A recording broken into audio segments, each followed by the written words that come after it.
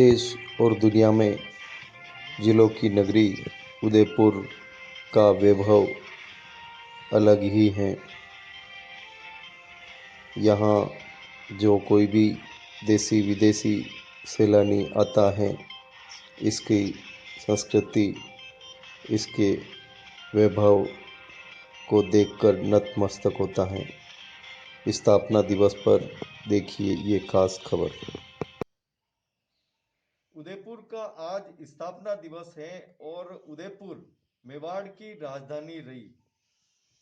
आज के परिप्रेक्ष्य में क्या उदयपुर की महत्ता है देश और दुनिया में?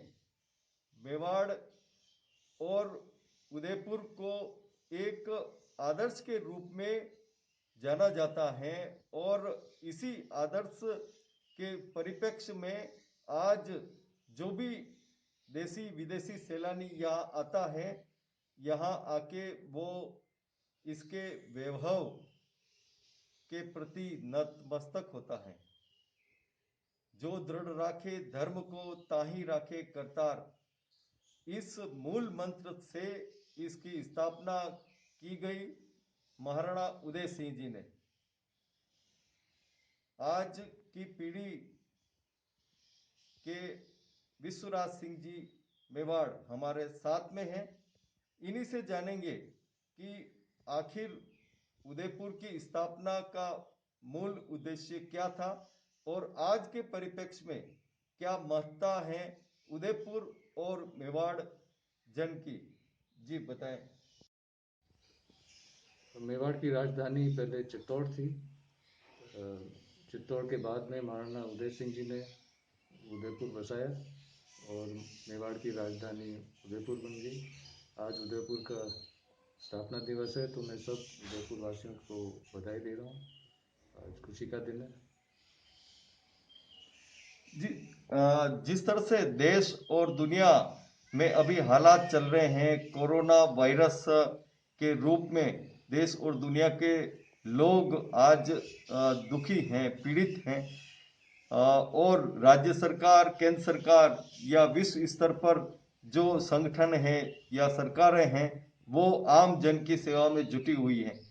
कभी मेवाड़ पे भी ऐसी आपदा या विपदा आई और आम जन ने जिस तरह से उस आपदा और विपदा में कार्य किया और राज्य जन ने जिस तरह से जनता की सेवा की, कोई ऐसा कभी हुआ हो, उसमें किस तरह की भूमिका रही राज परिवार की और आम जन की?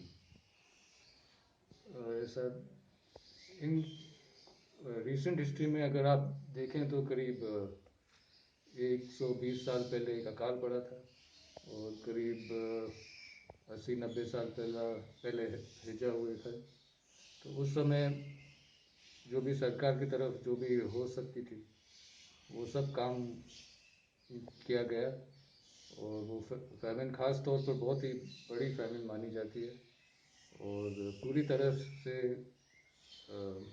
मेवाड़ स्टेट गवर्नमेंट की तरफ से पूरी तरह से सपोर्ट की गई और जो भी मदद हो सकती थी उस समय की गई। जब उदयपुर या मेवाड़ का वैभव आज किस परिप्रेक्ष्य में देखा जाता है? जिस तरह से आबादी बढ़ रही है, लोग बढ़ रहे हैं और उदयपुर का विस्तार, जहां शहर की दीवार से और विस्तृत हो गया है और कई किलोमीटर तक उदयपुर फैल गया है, किस तरह से भौगोलिक परिस्थितियां बदली हैं और क्या जिम्मेदारी बनती है राज्य सरकार की, केंद्र सरकार की और आम जन की? क्या आप कहना चाहते हैं?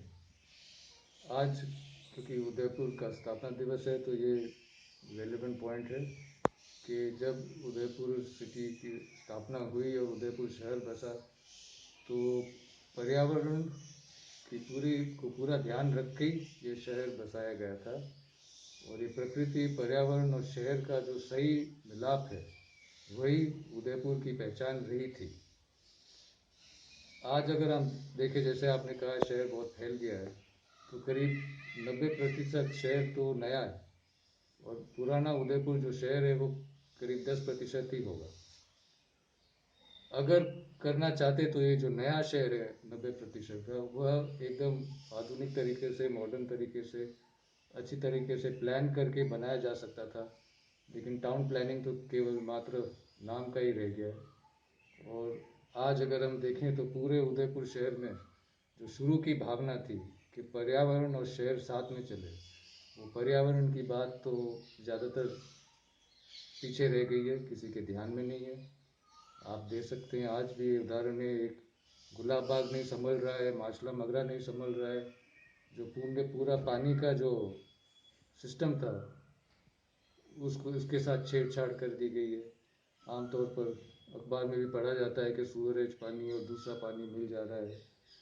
तो मुझे तो यही कहना है कि जहाँ तक अगर आप पर्यावरण का ध्यान नहीं रखेंगे तो आगे जाके नुकसान ही होगा। और पर्यावरण तो ये एक मुद्दा है जो सारी दुनिया की एक समस्या है, तो पर्यावरण को हमेशा ध्यान में रख के ही आगे चलना चाहिए। महाराणा प्रताप की बात कहें तो जिस तरह से महाराणा प्रताप ने संघर्ष किया और आम जन की, मेवाड़ जन की जिस तरह से उन्होंने सेवा की, उनकी जो स्वतंत्रता को लेकर उन्होंने कभी किसी से समझौता नहीं किया और आज भी देश और दुनिया में मेवाड़ का नाम गौरवपूर्णता से लिया जाता है कि मेवाड़ किसी का गुलाम नहीं रहा। जिस तरह की स्थिति थी और आज उसी के वंशज आप हैं, आप किस तरह से आह्वान करना चाहेंगे आम जनता से कि इस महामारी के क्षण में आम जनता एक दूसरे के पीड़ा में किस तरह से सहभागी बने और इस पीड़ा के दौर को वो या जंग को जीतने में सफल रहे। ये जो आप महामारी कह रहे हैं, जो वायरस है, वो तो दुनिया भर में है जी। एक लिंगनाथ की कृपा है कि मेवाड़ में इतनी बड़ी संख्या में लोगों को ये वायरस से पीड़ित नहीं है। फिर भी हमें इस वायरस को हल्की तरीके से नहीं लेना चाहिए। जो भी हेल्थ अथॉरिटीज़ जो भी हमें डायरेक्शंस देते हैं उनका पूरी तरह से पालन करना चाहिए। और पहले भी कुछ लोगों को पास मिला हुआ है और अभी भी मिल रहे हैं कुछ जो लोग जो खास काम में लगे हुए हैं, जो सामाजिक काम में लगे हुए हैं। तो यह एक पास जो है पहुंच की पहचान नहीं है, जो सामाजिक काम के लिए दिया गया है, जो खास काम के लिए दिया गया है उसी के लिए काम में लें। और जो लोग ये सामाजिक काम कर रहे हैं उनको भी हमें धन्यवाद देना चाहिए कि इस समय में एक दूसरों की मदद कर रहे हैं। और जैसे आपने बताया कि मेवाड़ में हमेशा भाईचारा रहा है और इसी भाईचारे की भावना को ध्यान में रखते हुए हम सब जहाँ तक हो सके एक दूसरे की मदद करते रहें, हेल्थ अथॉरिटीज़ के डायरेक्शंस की पालना करते रहें और इसी तरह से हम इस महामारी को काबू ला पाएंगे। बड़ी बात है कि आम जन हो या खास जन हो, सबके लिए कानून की एक धारा होती है उस कानून का पालन सभी को करना होता है। आप भी जिस तरह से कानून का पालन कर रहे हैं, आम जन भी कर रहे हैं, आप अपने अगर परिवार के रूप में देखें तो किस तरह से आप अपने परिवार को इस कानून का पालन करवा रहे हैं, इस धाराओं का पालन करवा रहे हैं? जी। जैसे महामारी के ऊपर काबू लाने के लॉकडाउन चल रहा है और मेरे ख्याल से 22 मार्च से लॉकडाउन चालू है और सब लोगों को तकलीफ़ तो ज़रूर हो रही होगी। हमारे लिए तो मैं तो सबसे बड़ा तो मैं यही कह सकता हूँ कि मेरे सन और डॉटर दोनों अभी इस वक्त बम्बई में है। लॉकडाउन के पहले बम्बई में थे, बाकी परिवार यहाँ है। तो दोनों वहाँ अकेले हैं। मन तो करता है कि वहाँ जाए या उनको यहाँ ले आए, लेकिन जैसे मैंने थोड़ा पहले कहा था कि जो भी हेल्थ अथॉरिटीज़ डायरेक्शन दें कि आप जहाँ हो वहाँ रहो, वहीं सुरक्षित रहोगे, तो उसी का पालन करते हुए वो वहाँ है, हम यहाँ हैं, वो मेरे ख्याल से मेरे लिए तो सबसे बड़ी मुश्किल है।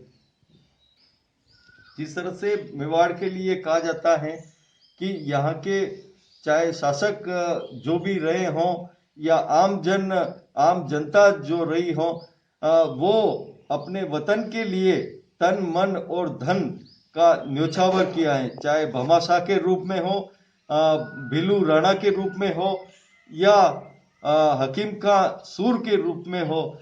जिस तरह से उन्होंने अपने तन मन और धन का न्योछावर किया है, उसको आज भी देश और दुनिया के जो लोग यहाँ मेवाड़ या उदयपुर में आते हैं, यहाँ पे नतमस्तक होते हैं। इसकी वैभवता को बढ़ाने के लिए आम जन को आज उसी परिपाटी में चलना चाहिए, उसी परिप्रेक्ष्य में अपना न्योछावर इस रूप में करना चाहिए कि इसकी वैभवता को कभी कलंक न लगे। हेमेंद्र श्रीमाली, उदयपुर।